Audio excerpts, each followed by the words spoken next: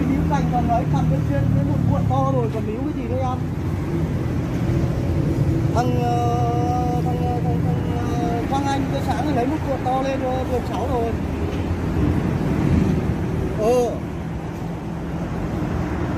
Rồi anh bảo nó lấy ít một thôi, nó bảo em lấy chút để ở trên đấy cho đỡ phải đi lấy.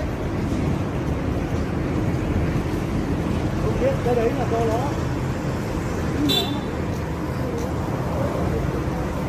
Kia chuyển sang